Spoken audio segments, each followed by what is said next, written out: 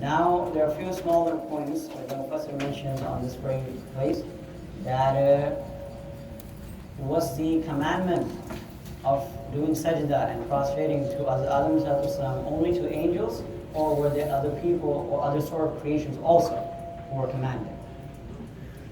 So the Professor mentioned that as we read from the ayah, illa Iblis, in everyone did sajda except Iblis, that is the indication that not only angels but rather jinnat also were included in this command, because Iblis is a jinn, not an angel, not a human.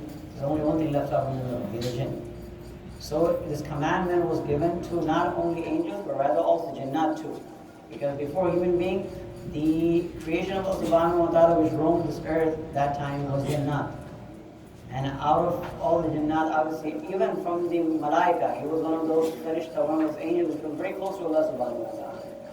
But made one mistake of not prostrating to Adam and was taken out of Jannah immediately.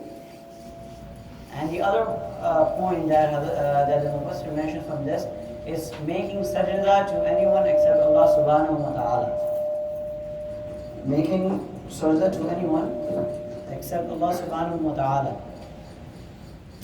As we know that in the Shariat of Muhammad sallallahu alayhi wa sallam, in Islam, you cannot make sajda to anyone, even out of respect. So how is it possible that Allah Ta'ala himself was the one who was commanding to jinnat and as well as to angels to prostrate to Adam who is a human being, a creation of Allah Ta'ala. So basically a creation. One creation is being sajda to another creation.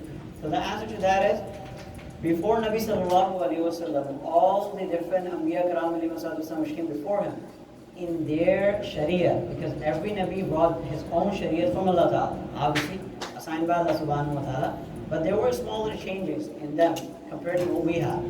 And at the time of Hazrat Adam all the way up to Nabi sallallahu alayhi wa sallam, it was jaiz, it was permissible for people to make sajda and prostrate to other people out of respect, not out of worship.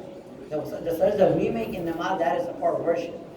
And the way how we make musafa, how we shake hands for them to make sajda was jaiz. That is why at the time of Yusuf alayhi one of his dreams that he saw was, Inni ra'aytu ahada ashara kawkaba, that 11 stars and a moon and a sun is making sajda to me. What happened at the end? When he became king, all his brothers made sajda to him.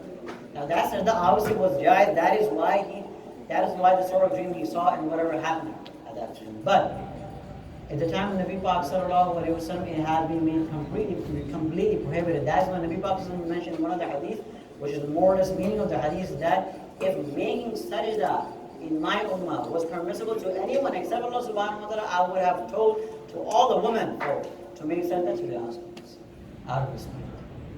So that shows that making sajda back in the days before Nabi Kareem Sallallahu it was jaiz. However, at the time of Nabi Sallallahu it is not jaiz. And one of the things that we read today was about the Qibla.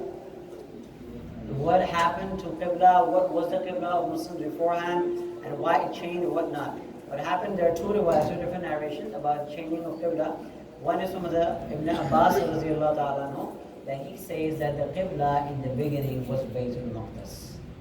What happened when Nabi Pak was in the Makkah, the Qibla used to be Baytul Maqdis, but how, and Muslims, even when they used to pray, they used to face Baytul Maqdis. How Nabi Pak, he had this special thing in his heart, an affection and inclination towards Kaaba.